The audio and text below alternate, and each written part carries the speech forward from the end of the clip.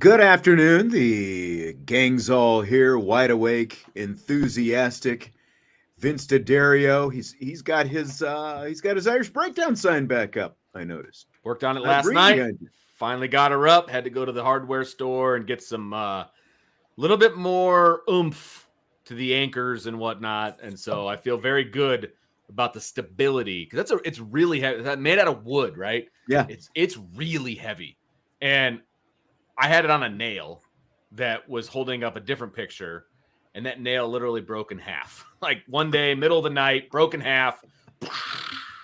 And so luckily Charlie was able to fix it for me. It looks beautiful, and I wasn't going to make that same mistake twice. So not only is it's on two deals now, but anchored hard. Yeah, it's not going anywhere. Famous last words, but it looks good. Your ambiance was lacking there. It was too much green. It was too much green. Yeah, I didn't like it.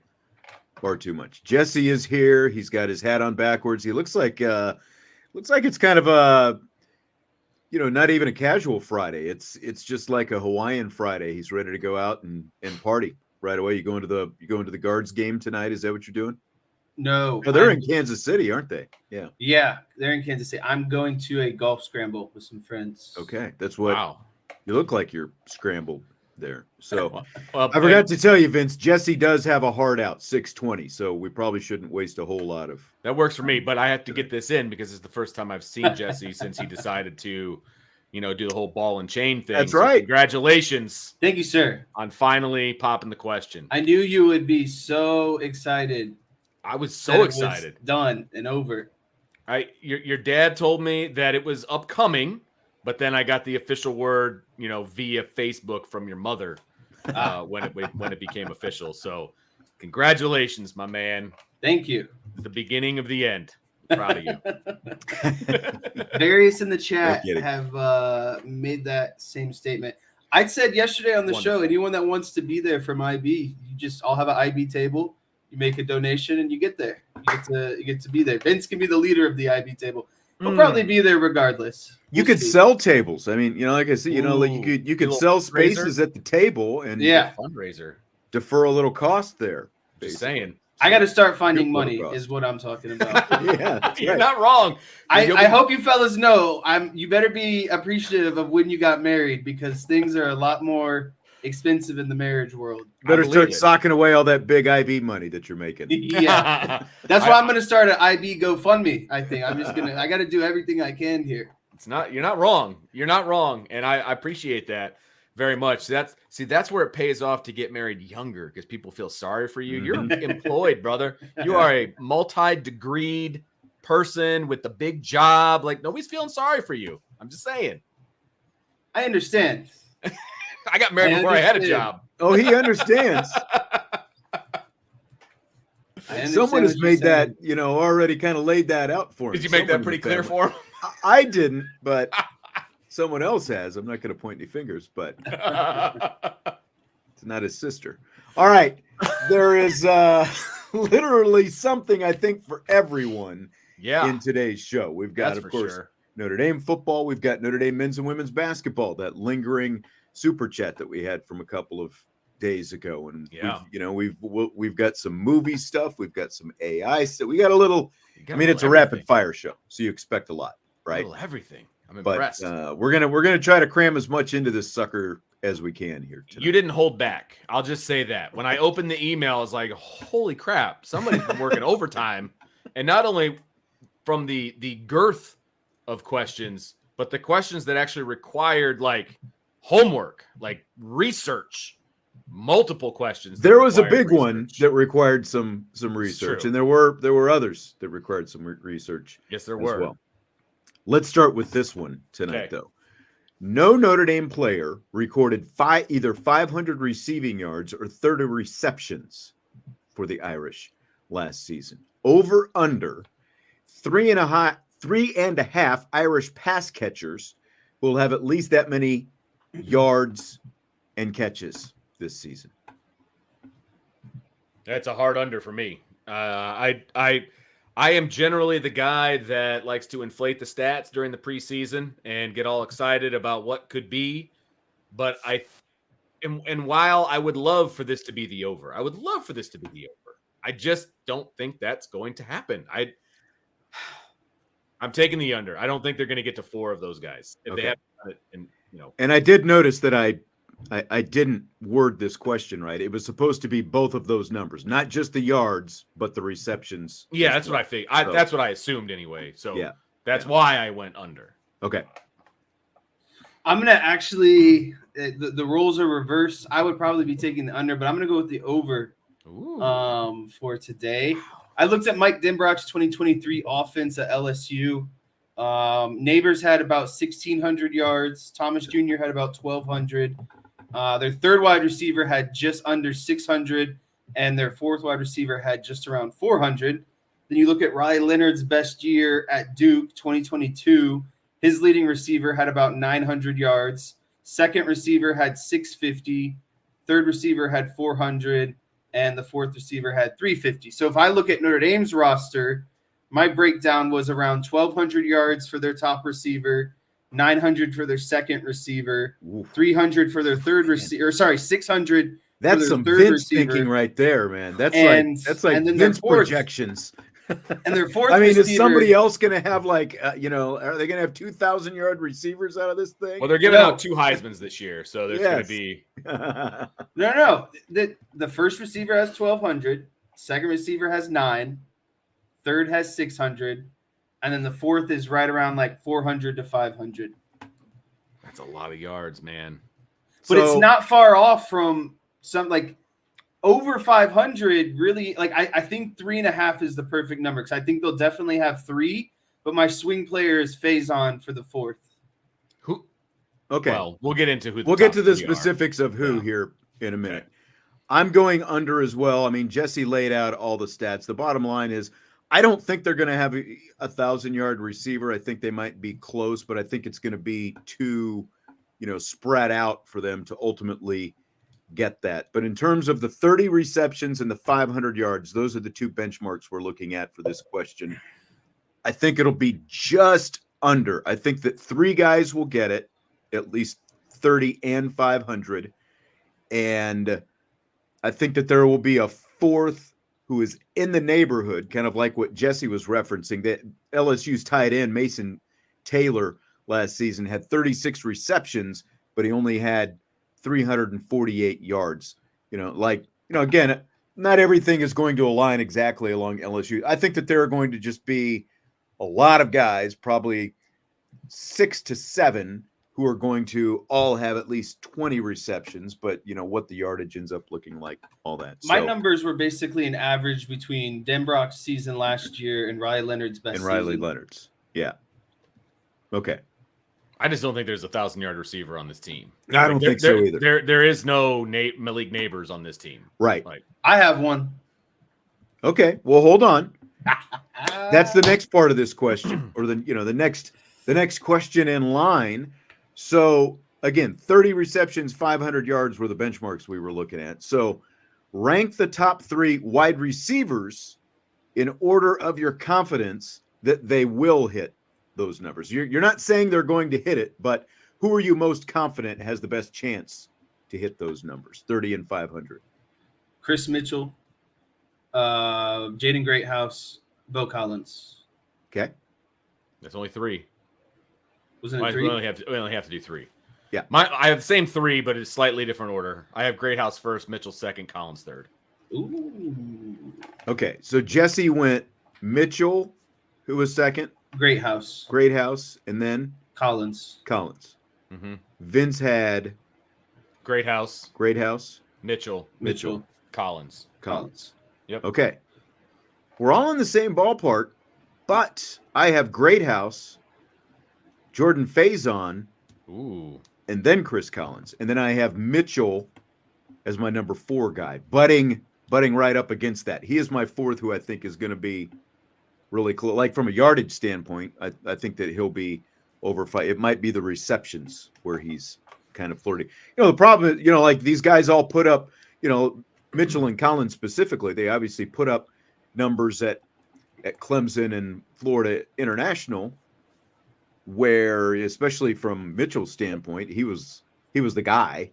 and now he comes here, and you've got guys like Greathouse and Faison and Collins all in the mix as well. So I think, to me, I think that, again, Mitchell, I think can sort of be a big play type guy. I don't know about the volume he's going to get. I just think Greathouse, Faison, and Collins are going to be the top three volume guys this season. But I think here's the problem: is that Jaden Greathouse right now is penciled in as the starting slot, and Faison's his backup. When did Greathouse become the starting slot? He was the starting slot last year, and then he moved outside. He's going to play all over the place, though. Yeah, but he's still going to play over Faison. I think they're going to play together. I don't think Faison starts. He's not a starter. I don't see him. I knew that you would be high on Faison. Faison's my guy. That's, I think, going to be the difference maker of like the over under on the 3.5. He's the guy for me, kind of like nipping at the edge. I agree. He'll take advantage of all the time that he's on the field, but I don't think it's going to be a volume situation. Okay. So again, if we go back to the spring when Mike Brown was talking about 6 guys in the rotation. So as of right now, who are your 6? I mean, definitely Greathouse, Collins, Mitchell, it sounds like. Yep. Are your top 3. Okay, so then who are 4, 5, and 6? Is Faison in there for you? Faison's 4. Yes. Okay. And then Jaden Thomas is in there. Thomas, and then probably Micah Gilbert or Cam Williams or KK Smith. I think that's like the best freshman type position. The best young guy is going to be in that 6th spot.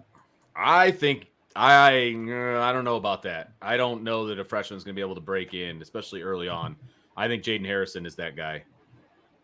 I think he's number 6. That makes sense because he does have a lot of experience. And he got a lot of reps in the spring. And he's going to be traveling with the team for other duties as well. Because he's a return guy. Yeah. Right. But he's going to work out at wide receiver. Now, maybe one of those freshmen start to work his way in, and then maybe you see, that kind of a deal. But I think to start off, I think that's your 6.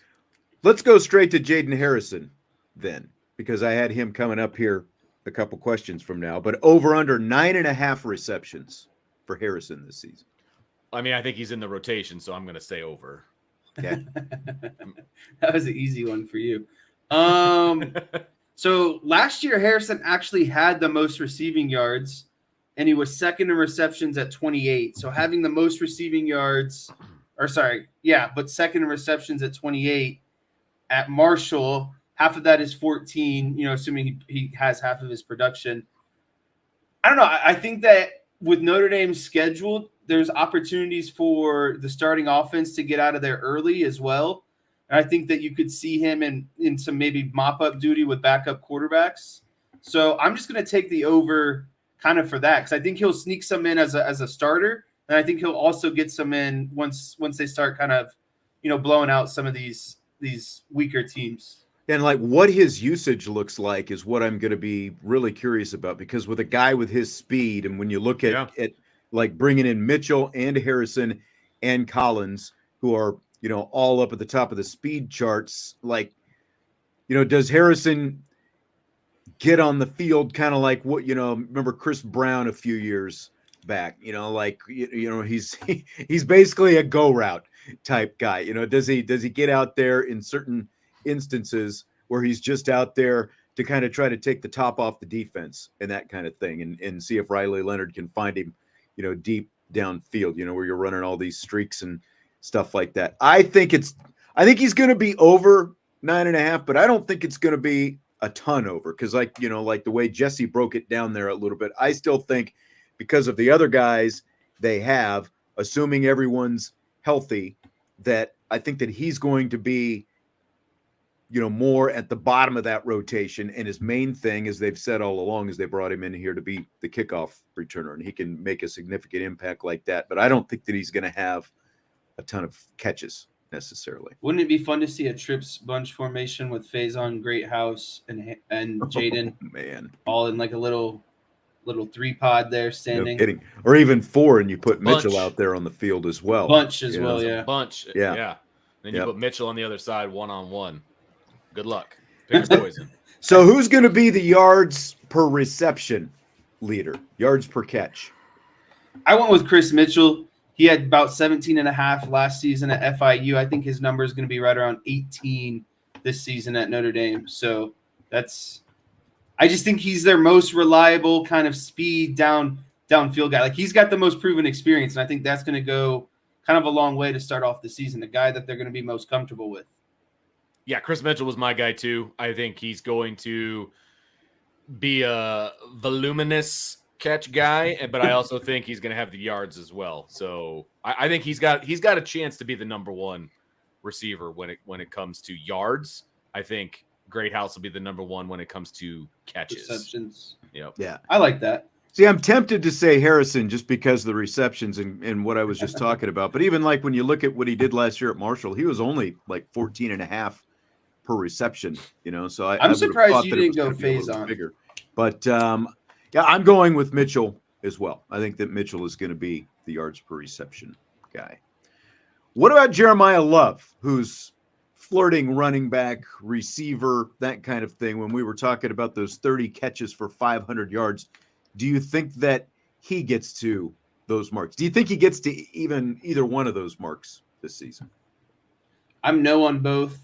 I think that in order to get 2 receptions, he'd have to be around 3 a game. And remember, these are averages, so it's going to be up and down. There's going to be games where he might have 1, then there's going to be games where he might have 5. And then in terms of yards, you're probably looking at a guy who needs at around, probably 40 yards a game. So you're looking at like 3 receptions and 40 yards a game out of Jeremiyah Love to hit those kind of numbers, roughly. I don't see that. I think he's going to pick up a couple here and there, but I just don't think he's going to be consistently at those 3 and 40 every game. So I think he's just going to miss them, actually. I think he's going to be like 25 for like 350, 25 for 400 maybe. That's the ballpark I'm in. That's basically exactly where I'm at too. Yeah. Completely agree. Because I think he's going to be about 800 to 900 yards on the ground and then about 400 yards through the air. So like 1,200, 1,300, total yards of offense. I think exactly where he's going to end up being. I think he leads the team in total yards. Oh yeah, I think so too. Yeah, scrimmage yards game. Scrimmage. Yeah. Yep. I agree. I would agree with that. Brent wants to know which Notre Dame receivers are going to be drafted. Jesse thinks there's going to be somebody drafted in the top 10, which I'm really curious to see who that's going to be. Because you said there's a Malik Neighbors on this team. No. Sorry. If I said there was a Malik Neighbors. Isn't that what he said, Sean? I said that there's. If we rewound the tape, I think that we would find that was an error if stated. Okay. All right, good. Don't worry, there are no fact checkers on this show. Looks like DK's not here. Oh, there's DK. Okay, so I stand corrected. Salty and DK, they'll both fact check. They'll both fact check, yeah. So who do you got? I would say Chris Mitchell will be Chris drafted Mitchell is the best this option. Year. Maybe Beaux Collins will have a good opportunity because he's had a good career. Both of those guys will be at the combine, right? Yeah, and if he can top it off with a good year, then he'll get drafted someplace. Yeah, like if we're talking down the line, I think Faison will have a chance to be drafted. Greathouse, obviously, Micah Gilbert. Like all those, like those would be the ones, right? Obviously 2-3 years down the line type guys. But in terms of this year, I think the 2 transfers will both have a really good chance to be, and even Harrison as well, depending on what he looks like as a returner. Yeah, depending on if he can take a couple back to the house, too. Like if he takes 3 back to the house, that's a big number.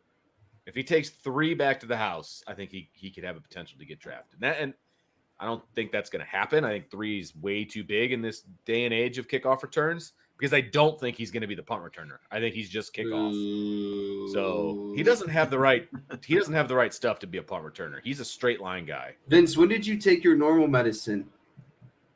You're not boosting everyone's stats today. I know. I've been beaten down for so many years and been wrong for so many years. I'm trying to retain. Tamp it. I appreciate the optimism. That's what it is. Just optimism. Because right now you look like the crazy person. So I know. It's great. I like to hand off that mantle to you. See, where I draw the line is I can just never. Where I draw the optimism is I can't bet on my team to lose. I'll never bet on the Cubs to lose. I'll never bet on Notre Dame to lose. I hear you. That's about it. Yeah. No, even if I think they're gonna lose, I won't bet it then. Yeah, I'm not gonna bet it. Right? It's a no bet. That's where I way to draw go, the Pete line. Rose. Hey, yeah. All right. I never bet on my team to lose. Put me in the hall. All right, hit that like button if you would, as we continue with the show. Glad to have you here on this Friday, 3-man show. And I've got another wide receiver related thing that I wanted to talk about. I just posted the story about Beaux Collins, of course, the Clemson transfer at irishbreakdown.com. And there's a quote in there where he's talking about his health, kind of taking care of himself. He's had both shoulder and foot injuries the last couple of years from when he was at Clemson.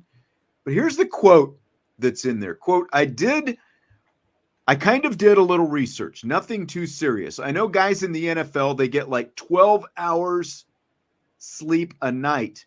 I'm not there yet. I'm close, like maybe 8.5 if I get to sleep in on a Saturday or something like that. End quote. So let me start with you, Jesse, because you played in college and you're still younger, so like you've been through the grind of daily practices and all that kind of stuff.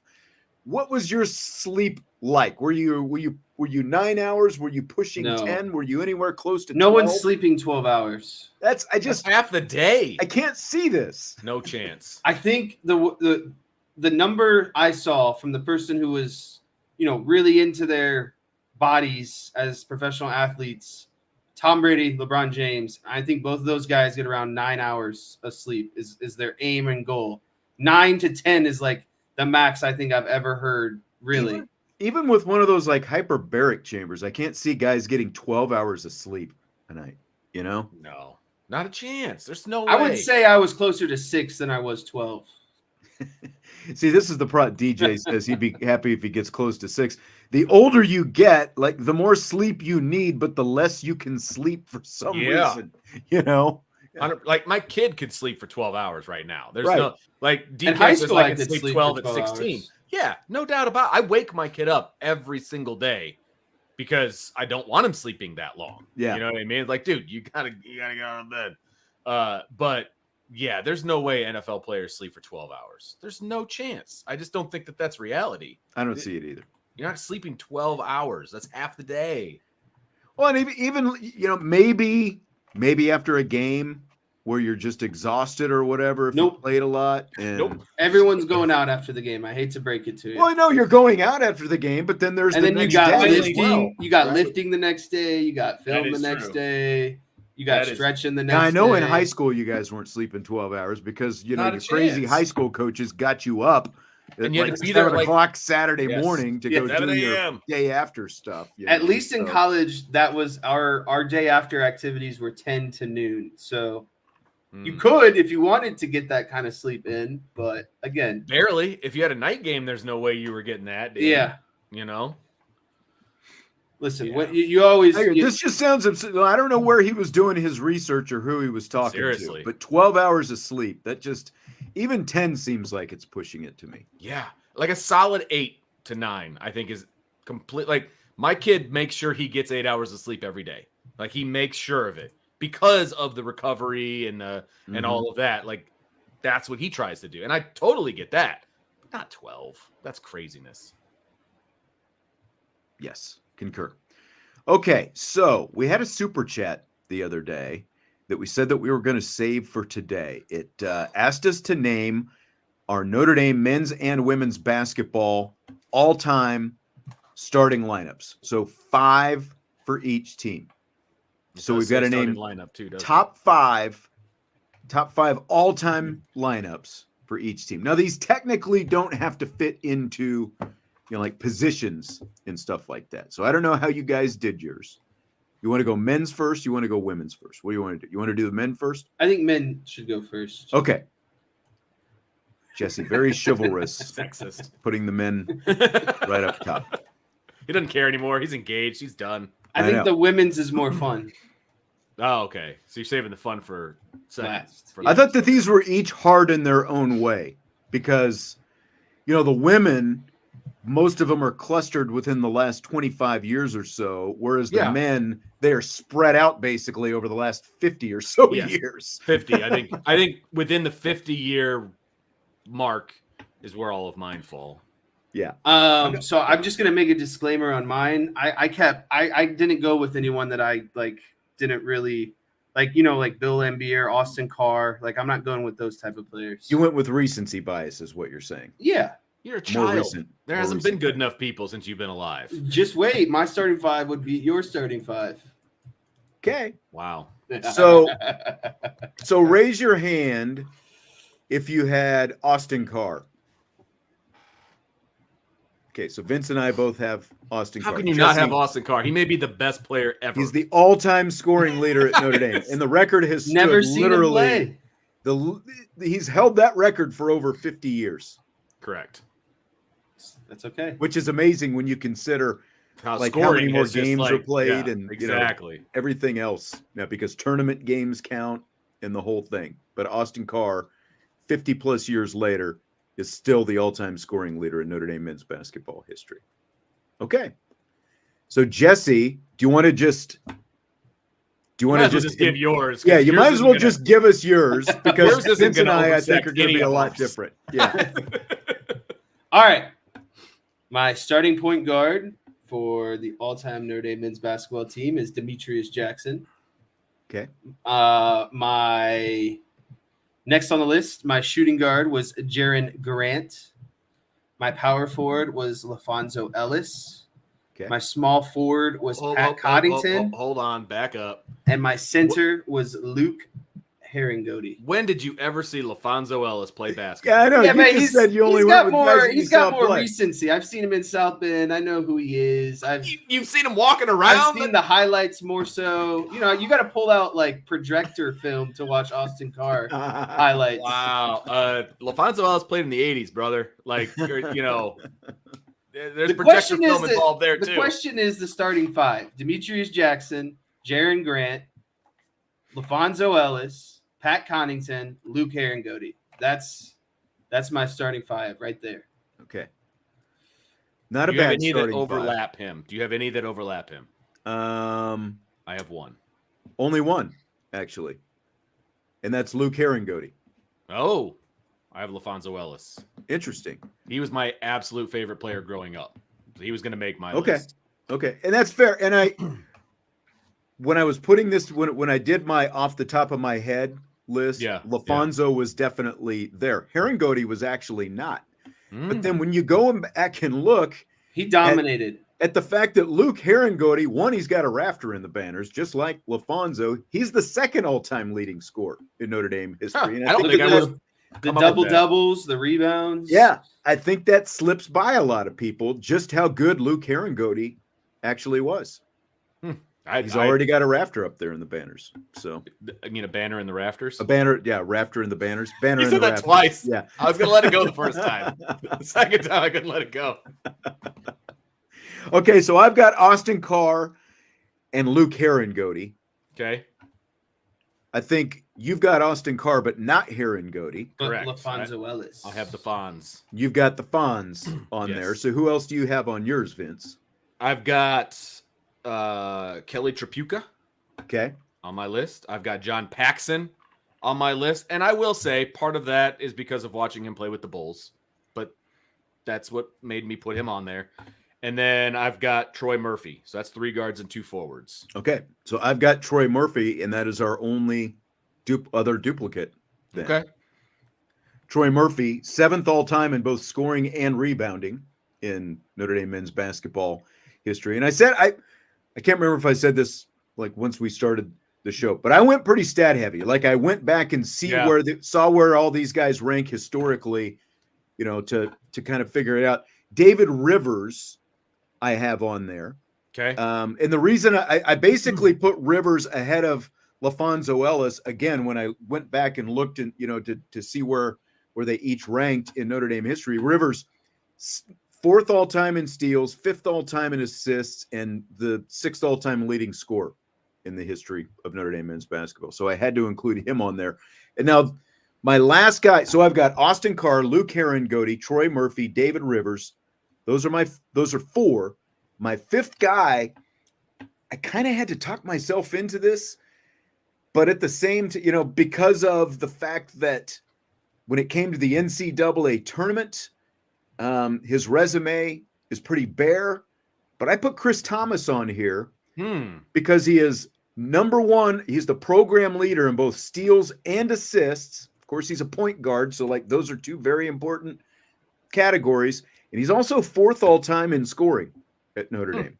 So I put Chris Thomas one that could score when he was there, but yeah, maybe so. That's fair. I have Adrian Dantley coming off the bench. He's my sixth man. I'm sorry. He's your sixth man. Okay. Yeah, he's my sixth man. So I think LaFonso would basically be my sixth man. I've got 6 men and 6 women written down. And so I had to eliminate somebody. And so I eliminated Adrian Dantley because he was, a shooting guard, that kind of a deal. I got him coming off the bench and hitting some threes. Okay. Anthony says Dantley, Shoemate, Rivers, Trapuka, and Carr. So he's completely negating any modern era Mike Bray guys, in terms of one of the most successful 20 plus years in Notre Dame history. That's true. All those players played, like Herringody, and Chris Thomas for that matter. Okay. So I've got Carr, Herringody, Murphy, Chris Thomas, David Rivers. Jesse, go through your 5 again real quick. Demetrius Jackson, Pat Connaughton, LaFonso Ellis, Luke Herringody, and Jaren Grant. Okay. That's a great list. If that would be the modern list or pretty close to it. You know what I mean? Like if you were doing like 95 or 2000 to the present and then like 99 to the past, I think you could put together 2 pretty good teams. Good thing I was born in 96, baby. I'm aware. Young blood. Okay, so that's the men. How about the women? Was this harder or was this easier for you? I found it to be easier because there was more talent to work with. I actually had to make some cuts. It felt like I was looking for some players to fill my squad on the men's team. The women's team, I had a bunch of names come to mind. And I was like, who do I get rid of here? So do you want me to lead this one? Yeah, I mean, if you want to. Why don't we go? Let's go with our guards first. My 2 guards. Well, here's 3 guards. Okay, so I'm playing a traditional lineup, and then I have a small lineup if we need to get an extra guard on the court. So wow, I got a guard coming off the bench, so I've got 3 guards on the starting lineup and a guard coming. Man, off the you bench. Went guard. Okay, my starting guards are Skylar Diggins and Arike Agumbawale. Okay, agreed. And then from there, I went with, as my small forward was Jacqueline Batiste. If we need to go with another guard, I would swap out and put Jewel Lloyd in. My power forward was Brianna Turner, and my center was Ruth Riley. Okay. We have, let me see. We have all but one, because we all 3 of us have Arike and Skylar Diggins, I assume, right? Yes. And just, again, to kind of back it up with some numbers, Arike, of course, a national champion, but also the leading scorer in Notre Dame women's basketball history, 6th in 3-pointers made, and made the 2 arguably most important 3-pointers in Notre Dame women's basketball history. Skylar Diggins, 2nd in assists, 2nd in scoring, number 1 in steals, and of course she got the guard train started at Notre Dame. She's really yes, exactly. Brianna Turner, another national champion, number 1 in rebounds, number 1 in block shots, number 6 in scoring. Give her that's a power forward if I've ever heard of one. Yeah, exactly. Ruth Riley, another national champion. You got to put her the anchor of the first national championship team. When she left Notre Dame, she was the all-time rebounding leader before Brianna Turner ultimately passed her up a few years back. She was also the number 1 block shots leader, and Turner ultimately passed her. She was also, I think it was 3rd in scoring when she left. She's now 5th. So her numbers have held up, pretty well over the last 24 or so years. I don't think anyone's going to argue with Ruth Riley. So Vince, who do you match from what we have? You had Arike and Skylar. Did you have Ruth as well? Of course. Okay. So who are your other 2? Because I've got one more still on mine that I haven't mentioned yet. Well, Jackie Batiste. So we match on Jackie Batiste as well. Had her down there. And I put the current head coach on there as my PG, Neil Ivey. And you know what? I've got 2 point guards basically in my top 5. And I wasn't sure like where Niele kind of stacked up statistically from a scoring standpoint. She doesn't touch, the rest of these players, but she is 3rd in assists and second in steals. Yeah. When she when she was done at Notre Dame in 2001, she was the all-time leader in both of those. She was number 1 in both of those, and she's also 7th in 3-pointers made. So actually, Niele is on mine as well. And then I'm gonna swap out Niele IV for Jewel Lloyd. Okay. As my 3rd guard. I think that's positive right there. Yeah. Yeah. I think that's positive. And I was surprised that like as good again, as if we need to Lloyd go and Jackie Young both are, that they didn't stack up in terms of a lot of the stats and stuff like that when I went back and looked. I got to tell you though, I got Hannah Hidalgo coming off the bench. Ooh. Well, and I was going to say, like, if we did this in 10 years, you've got at least 2, if not 3 players who could be on this list 10 years from now. Maybe even 5 years from now for that matter. 100%. 100%. So there's a lot of talent on that roster right now. And I decided to put her on there as well. I mean, if we're making a 10-person, like a 12-person an Olympic roster. Oh my gosh. You could easily put one together from Notre Dame. Right. Easily. Well, then, like if you looked at indirect contribution as well, you've got Niele, who by her own playing merits, we already kind of mentioned, and she, of course, and Ruth won that first national championship, but she's also responsible for recruiting 3 other people that I have on my list anyway. That's fair too. So yeah, that's super fair. Yeah, that is super fair. Yeah. Yep. I mean, and you leave a lot of good players off the list. Yeah. Because there are just so many, especially within the last, what would it be, 15 or so, 14 years. Tons of talent that's come through there. All right. That was it was fun but challenging in different ways to put those together. Okay, so we had another question from the We In, We Out show yesterday that we thought would be good for today. No team in the Power 4 that is new to a conference will win that conference this season. Excuse me. Vince, we in or we out on that? I'm out. I think, and the only one that I think even has a shot at winning the conference would be Oregon. Vince, you stole my thunder. I'm in. I am picking Oregon to win the Big Ten this season. Yep, that's what I had yesterday when we talked Big Ten. I have them winning the conference.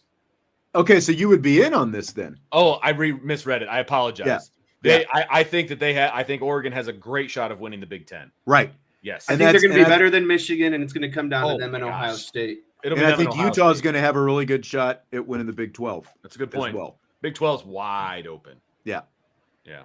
Because just SEC, of course, you've got Texas and Oklahoma moving in terms of the new teams there. Big 12, Texas you've got will be in the neighborhood, but I don't think that they're going to win it. That's just a lot. Yeah. There's a lot going on in the SEC. There's so many hoops that you got to jump through. Right. One, you got to navigate that regular season, and then you got to play another playoff contending team in the championship game.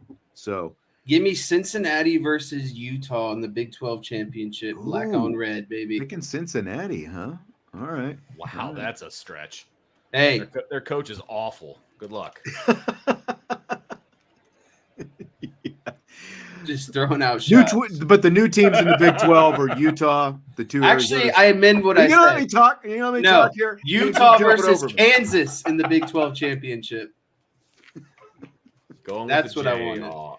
Okay, again, for the third time, here are the new schools in their conferences.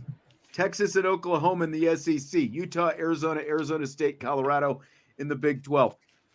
Stanford and Cal, nobody thinks they're going to do anything in the ACC. And then, of course, the Big 10, USC, UCLA, Oregon, and Washington. So there you go.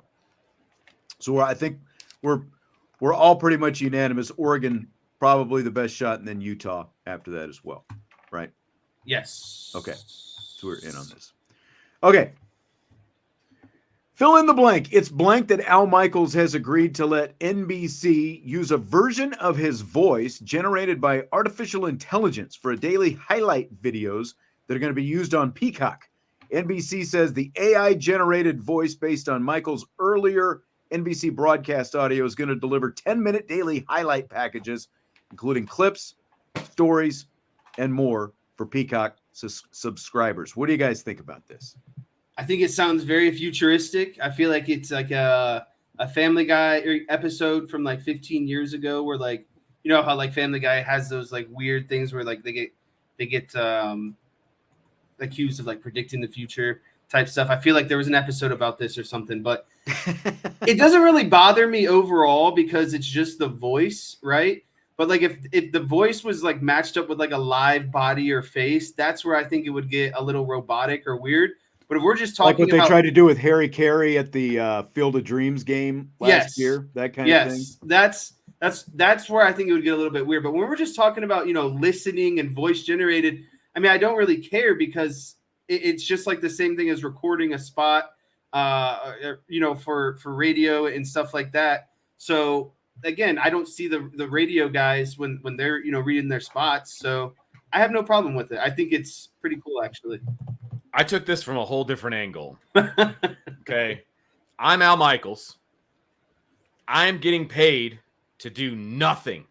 Right. He signed up on this. Just give the rights to his voice, basically. Yeah. And you're getting paid, and they're going to use this over and over and over, and he's going to get paid every single time. So Vince likes the idea. I don't got to do nothing, and I'm getting paid. Yeah. I mean, because think of the alternative. Like if Al Michaels was really going to do it, then someone's got to write up a bunch of copy for him. They're going to have to email it to him. He's going to have to sit there and record it, and it might take a couple of takes if it's like 10 minutes worth. You know, that's like 10 minutes of stuff is like, that's a lot of pages of material, basically, you know? So like, he's got to record all that, make sure it's all right, send it back in. If there's anything that they don't like, they're going to have to send it back. He's going to have to redo stuff. So you do it this way, they write it up. And they did a thing. I saw a feature on Randy Travis, the country music singer, about a month or so ago. He doesn't have a voice anymore. And so what they've done, he actually they released a song that was AI. It was complete. Like they used another guy. They used a proxy guy to actually do the singing. And then they put it through the AI filter and it became Randy Travis's voice. And they released the song that way. So it's basically the same deal. They'll write this stuff up. You know, some guy, you know, will read it and then they'll put it through this filter and it'll come out as Al Michaels. And Al Michaels doesn't have to do anything, and he takes a paycheck in the meantime. That is the future of the Irish Breakdown podcast, folks. If they ever come up with this technology, I'm going to be sitting back and collecting paychecks, man. You can just use my voice. It's crazy what technology can do, man. I know. But if you're Al Michaels and they approached him with this like possibility, why in God's name would you say no? Yeah. Like, this is great. This is great. You're only going to see me on Prime, apparently. That's great. You know what they ought to do is just like when the Winter Olympics come up in 4 years or 2 years, I guess, you know, whatever, is, you know, do the hockey play-by-play. Yeah. With young Al Michaels' voice and just have some other guy, you know, actually doing it, but just filter it and it comes out as Al Michaels doing the call. That'd be great. I know. Love it. Yeah, so I think it's kind of cool. And look, you know, it's highlight package. It's just highlights. It's not that big of a deal. That's the thing.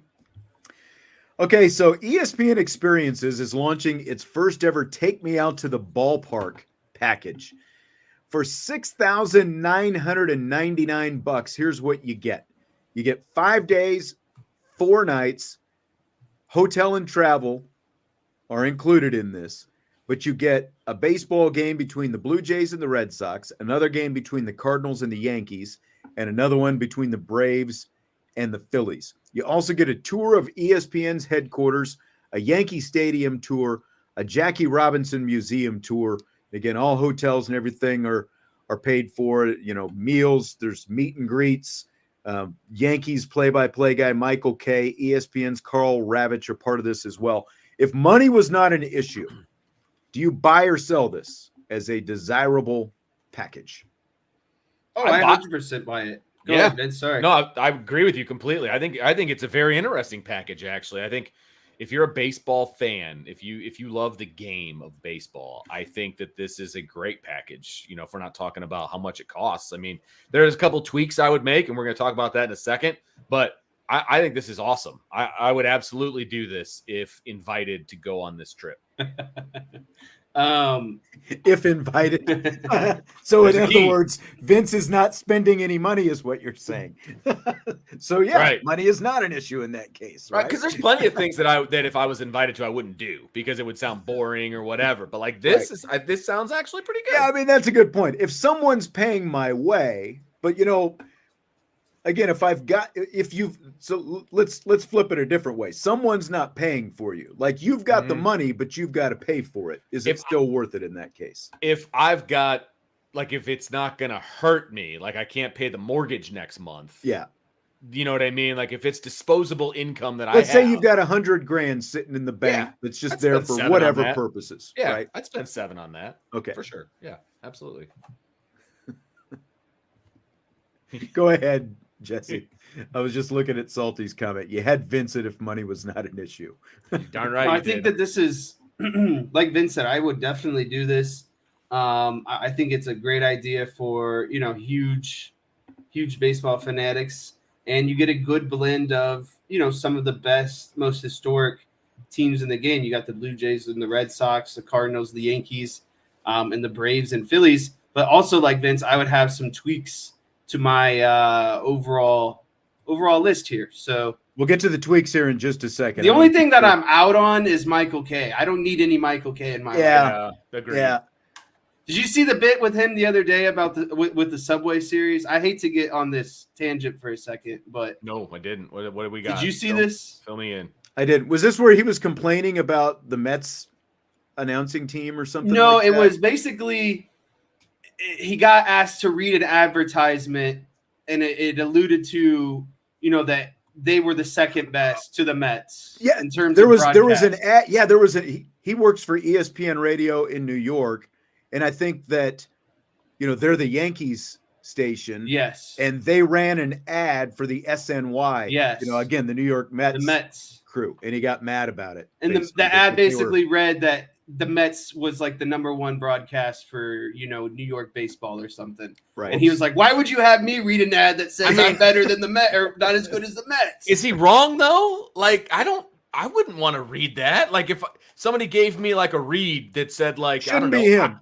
Irish Illustrated Yankees play-by-play announcer should not be reading that kind I think he got set up though. I think it was the perfect tee up. Like he got teed up for that one. Well, I didn't mind it. If it was a prank, then it's beautiful. Yeah. You know what I mean? But like I get his frustration, but it's Michael K, so I don't care. I thought that's my point ultimately. Right. 100%. Yes, absolutely.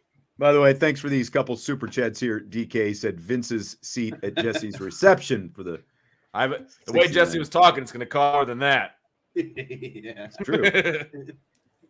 Oh, and DK says for his seat at Jesse's reception. Shelling out the big bucks, DK. I like it. Yes. Okay, so now you get to put together your own package. Like if you were going to put together your dream package, it's going to run you around $7,000. Whatever, you know, like you can include 3 games, a trip to, you know, maybe a Hall of Fame or whatever, ESPN if you want to include that in there. Where are you guys going with your packages here? All right. So the only thing I didn't like about this particular package is I didn't like how East Coast centered it was. Yes, it was in like a little East Coast circle. And I get it. They're trying to save money on transportation, but I want to take like a private jet, you know, like get me cross spot country. to spot. Like let's have some fun with the transportation. You know what I mean? And so I would spread it out. Now, obviously, I'm a Cubs fan, so I would do like Yankees, Cubs in the Midwest, and then like the Giants or something on the West Coast, or the Dodgers or something, you know, like I want to hit both coasts and then like one in the Midwest and enjoy the travel involved. I want to go to the Baseball Hall of Fame. I'm, you know, the Baseball Hall of Fame. I've got that on mine as well. Right. Cooperstown. Yeah. And I'm cool with going to ESPN. I actually think that would be a lot of fun from a broadcast standpoint. I would like a tour of ESPN. I think that part would actually be cool. Okay.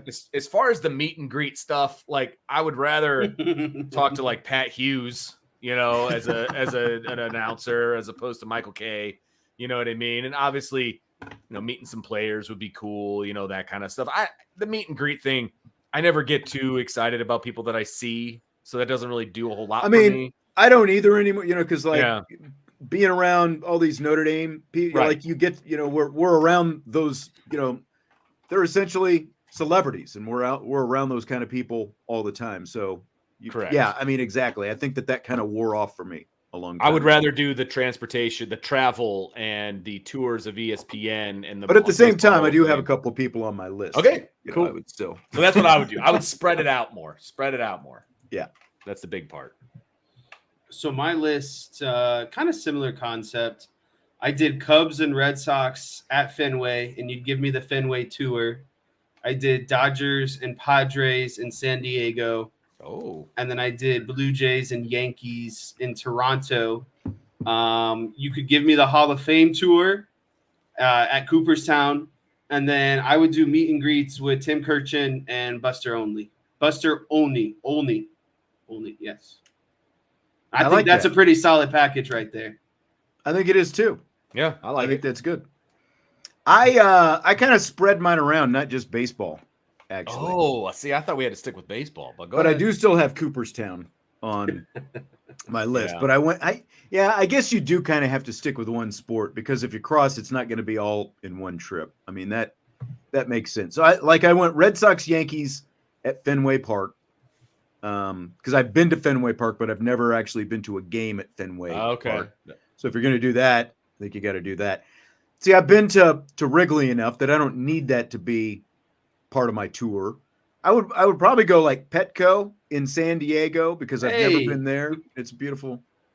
We got two of the same stadiums. I did Dodgers and Padres at Petco. Right, exactly. And then again, I didn't on my original list. I didn't do them all baseball. So I'm trying to think of like where else I would really want to go. Is there a cool ballpark I'm not thinking of? I've been to San Francisco. I've been to LA. Maybe Seattle. I'll just go Seattle. Oh, all right. Maybe I think the Philly stadium would be kind of cool. That's a good one. I'll take Philly. Never been. Wow, you flipped all the way to the East Coast. Right. Yeah. But I included, like on my original list when I crossed over sports, like I actually included like Notre Dame, Wisconsin at Lambeau Field. It checks a lot of boxes. Yeah. It checks a lot of boxes. And then like a Cowboys-Eagles game, in Dallas. Okay, in Dallas. But then I also had, Hall of Fame, stuff like that. The meet and greet stuff is tough because, again, it's like, especially like when you get into media people. Like, you wouldn't want to meet Tim Kirchin? I think Kirchin is actually a really good one. I put Tony Kornheiser on mine, but what I was going to say is like, he could just be a curmudgeony old man, when you actually meet him in person. So, I would almost bet that was probably the case. Actually. I know. Exactly. But like we're going Yankees, Red Sox, so I would say Big Papi. I would put Big Papi on my meet and greet list. All right. And then like when I go to Dallas, I put my guy Romo when he's there doing the game. So you wouldn't want to meet Jerry Jones? No, I don't think I would. I'm just checking. Just checking. All right. Good list. I would want to meet and greet with the Dallas Cowboy cheerleaders. Oh. Nice. I actually got some photos with some LA Raiders cheerleaders a long time ago when we went out there to a game on my birthday. Look at you. That was interesting. Hey, have you boys, you guys are Dallas fans, have you boys watched the Dallas Cowboys cheerleaders documentary that's out? I just saw that one. They always seem to drop something on them every few years, but I haven't seen it. Is it good? It's worth your time. Okay. I watched it with my daughter. She was actually really into it. Okay. So it was good. All right. We've come to the final question of the night. This, boys, is the 20th anniversary of the highly impactful movie Dodgeball, a true underdog story. So do you guys remember your first experience with the movie Dodgeball? Yeah, I was visiting my grandfather in Salina, Kansas. And I think it was actually here in town.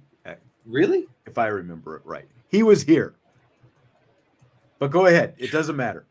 We as a family all went to see Dodgeball in theaters. We did. You saw it in the theater. with my grandpa around Christmas. We went to the Dollar Theater. It was Dollar Nice. Theater. I believe my dad was visiting. I can appreciate that. And I do remember when Patches O'Houlihan, the Rip Torn, like when he rolls into the room and he works him out for the first time, he's like, "Buckle up, ladies, it's showtime." When he does, if you can dodge a wrench, you can dodge a ball. And he flings the wrench at Justin and cracks him in the head. Jesse and my dad laughed as hard as I've ever seen two people laugh in their life. Gotcha. We were having a good time in that one. That's what it took. That is great. I just remember watching that and just absolutely losing my mind. I was like, how is this a movie right now? This is so funny.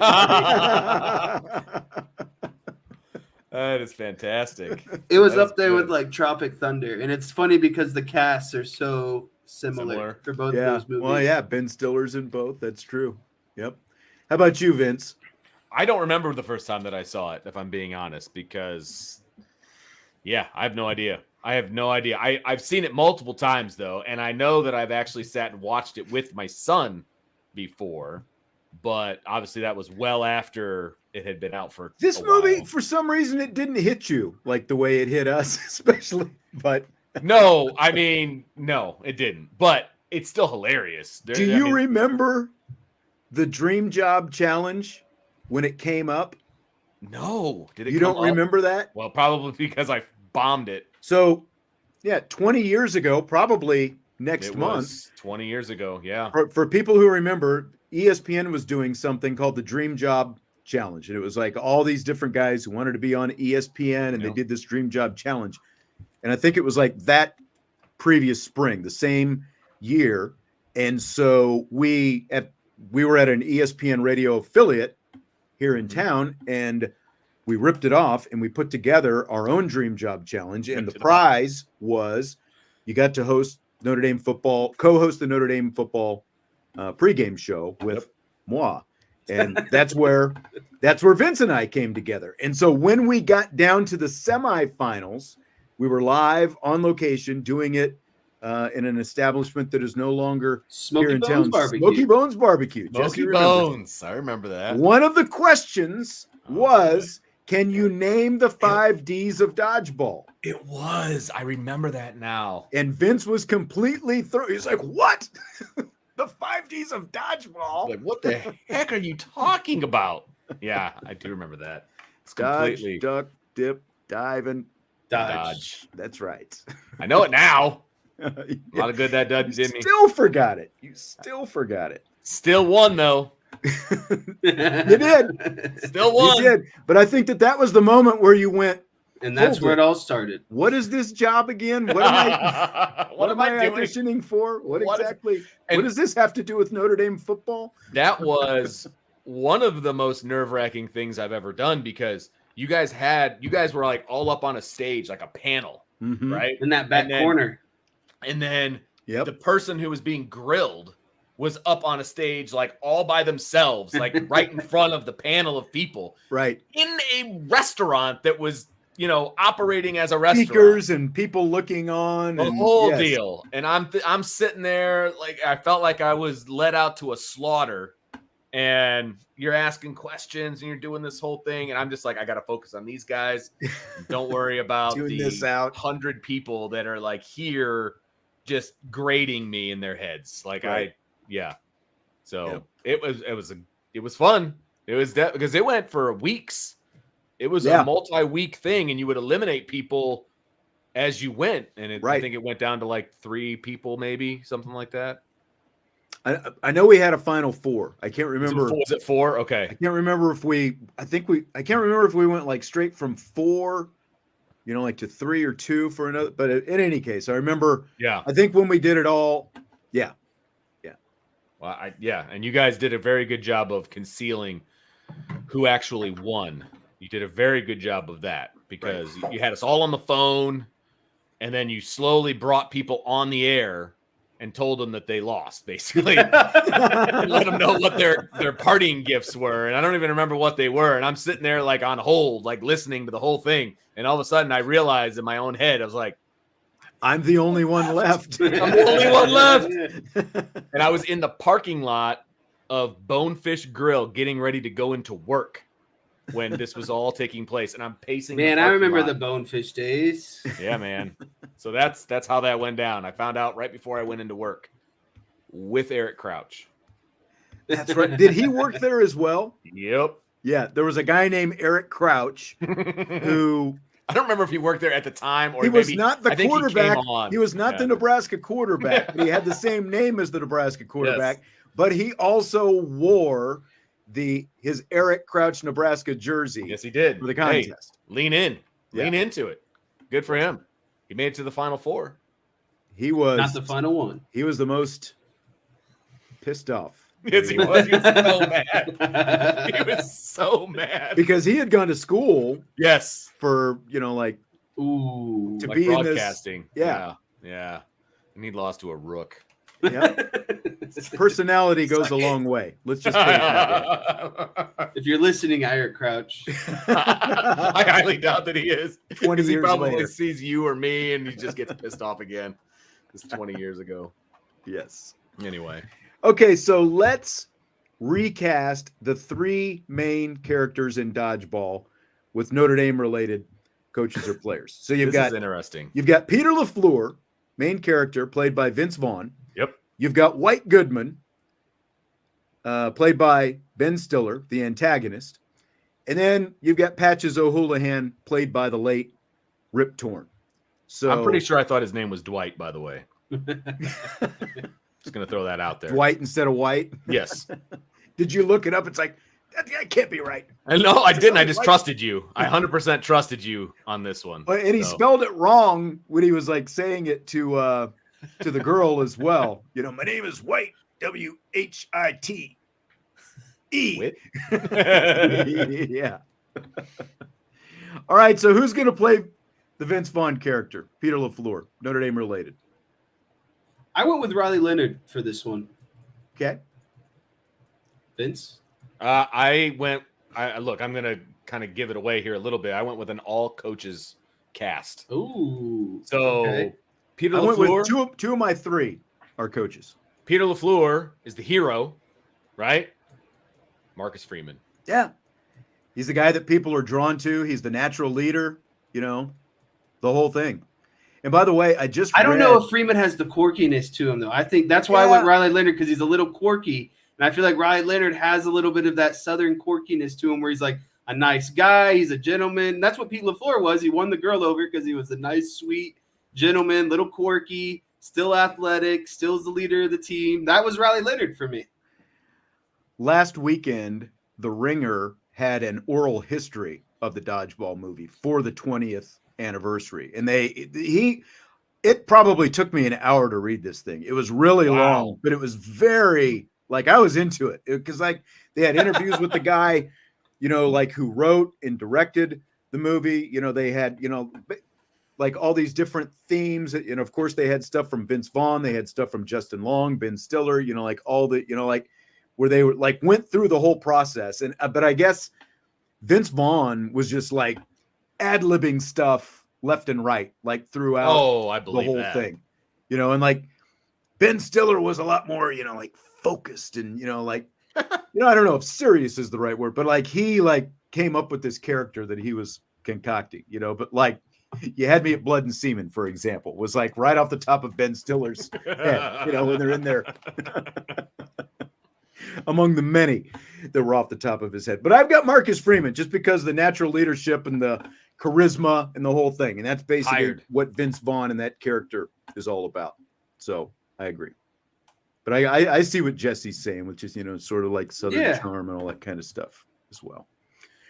All right, so who's our bad guy? White Goodman. I've got a feeling I know who Vince is going to be. Let's see if might even be unanimous on this. I don't know. Who do you got, Jess? I got Charlie Weiss because of the larger factor. If Charlie Weiss lost a lot of weight and then got fit, I think he'd fill into the role of being no, it's just serious. I get it. I get it. Actually, yeah. If Charlie Weiss lost all that weight, Charlie Weiss would be, let's just say a dick about all the weight that he finally lost. And that's what happened in the movie. And so I think the same holds true. He was an antagonist. Oh my God. He did what he wanted. And I think he put together a team of bad guys to try to prove everyone wrong. And so my pick was Charlie Weiss. I get it. I see where you're coming from. You're still wrong. Well, we all know who you're going to say. It's good. You darn right you know who I'm going to say. It's Brian Van Gorder. He's the clear antagonist. It's Brian Van Gorder, the mustachioed man. Well, it's not going to be unanimous. We've each got a different one. I went with our old friend BK. Like he's the natural. Vince was going to go with. He's the natural antagonist. I'm going pure evil. Just like, like the pure caricature that Brian Kelly portrayed, like when he used to go purple face and all that stuff. And like, you could just see him. Oh, I don't think that you think that. I don't think that, think as much as I thought that you once thought, and all that kind of stuff. Up your cram hole, LaFleur. That's right. Cram it up your cram hole. Nobody makes me bleed my own blood. Yeah, that's right. See, that's the thing is the things that are said are more Brian Kelly. That's right. But I felt like the story arc of it is like I felt like Charlie Weiss could still fit if he got skinny, if he got to like Brian Kelly shape. I think the two of them, the 3-person conglomeration of those three, BVG, now you're talking, BK, and Charlie Weiss. I think it makes I was hoping someone would say Van Gorder because he was contemplated on mine as well. I did think about him. Well, it's like all I can think of is that meme where he's like, with the fist pump. Like, can't you see him with the fist after pump slings the ball? Yes, like like that's 100%. But I think the next one is more unanimous. Really? Well, not for me. Interesting. Okay, so who's Patches O'Houlihan? And are we going old Patches? Is that like what everyone was thinking when they did this? Yeah. Oh, yeah. Like movie Patches. Okay. I went with Lou Holtz. I think he's kind of crazy and deranged now. Okay. Wow. What? He fits the role. He's old. I go with crazy and deranged. I mean, he's old. I ain't crazy and I ain't a guy. This is where I went with Charlie Weiss. Stick him in a wheelchair as a curmudgeon. Like, I can definitely see that. Both of those guys crossed my mind when I was doing, and I almost went with Lou Holtz, but I decided to go a different direction because, of course, in the movie we get young Patches O'Houlihan played by Hank Azaria. Hank Azaria, thank you very much. Have you ever seen Brockmire, by the way? The thing that he did where he's a fictitious baseball play-by-play announcer. Oh, I've heard of it, but I have not seen it. It's either 3 or 4 seasons long. You need to find Brockmire sometime if you can. But the first season is definitely the best. It got a little bit worse each year. First season is worth the price of admission. He finds out that his wife is doing like kinky stuff with other people, and he goes crazy in a tirade on air, and he gets kicked off the air like doing Major League Baseball. And then he has to make a comeback. Anyway. It's like the Reds announcer if he ever made a comeback. I digress. But so we had young Patches O'Houlihan, like in the Dodgeball video where he's explaining the 5 Ds of Dodgeball, to little Timmy and all that stuff. And then, of course, we have old Patches O'Houlihan, who's, sort of like the Svengali in the wheelchair, teaching these guys how to play. Young Patches, very charismatic. Old Patches, not quite as much. I went with Jeff Samardzija on this one.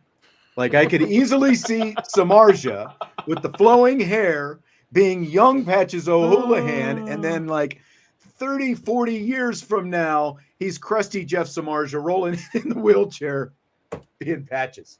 Very, very quirky and the like. So I went with Samardzija for Patches. I could see it. I like it. I could see it.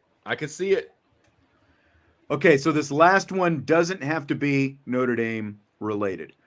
Who's the TV analyst? Pepper Brooks, played by Jason Bateman. So actually, I did go Notre Dame on this one, and this is where Jeff Samardzija fell in for me. Okay. Because I think in this role, you got a guy who's, not the brightest, And Shark, good athlete, wasn't the wow. brightest You just at Notre called Dame. Samardzija dumb. And he was also he's called Lou Holtz crazy, and he called Jeff Samardzija dumb. Like, you get a picture around here with you and Samardzija. Like, I'm not hating on Samardzija. I just know the guy didn't do a lot of homework. He had other things to worry about. Big East tournaments to win. You're saying he didn't do his being homework? a leading receiver at Notre Dame. Oh, the man had a lot of priorities, and I'm just saying he wasn't the brightest or the sharpest tool in the toolbox. Okay. Oh my God. Man, you just keep. But he's a good-looking fella, just like the analyst Pepper Brooks was. Young, nice hair, good face. Jeff Samardzija. I think it fit the one-liners he could say up there. And usually you pay double for that, Cotton. Yeah. Like, come on. Jeff Samardzija fits bold strategy. Let's see if it works out. Wow. Speaking of bold strategies, very bold strategy to rip Jeff Samardzija to shreds. Wow.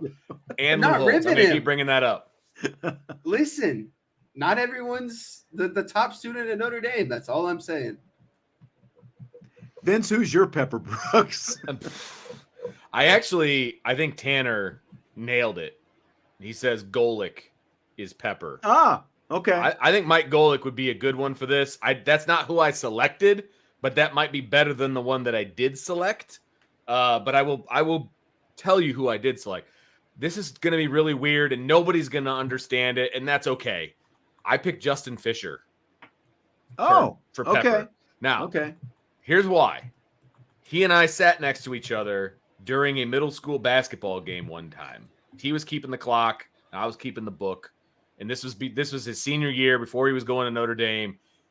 He and I had a great time. Like, just pretty much making fun of the kids and just like, you know me, right? And he was playing right along with me, and I was like, yep, that's him right there. Like, that has stuck with me all these years.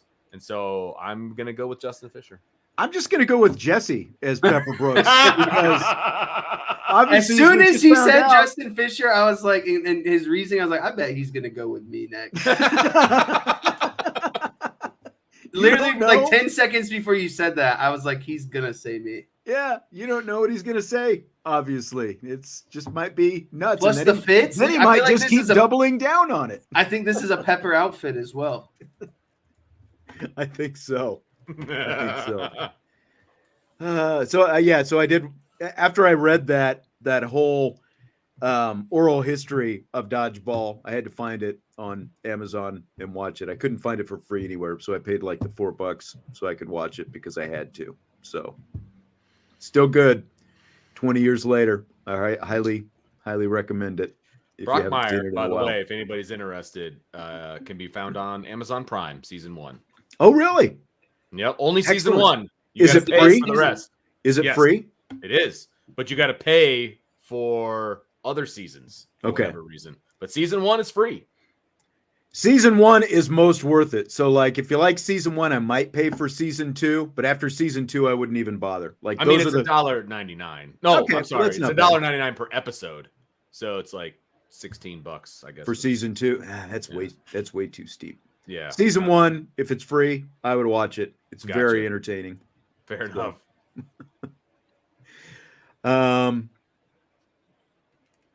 Probably don't want to have the kids around when you like the young kids. I would just issue that warning.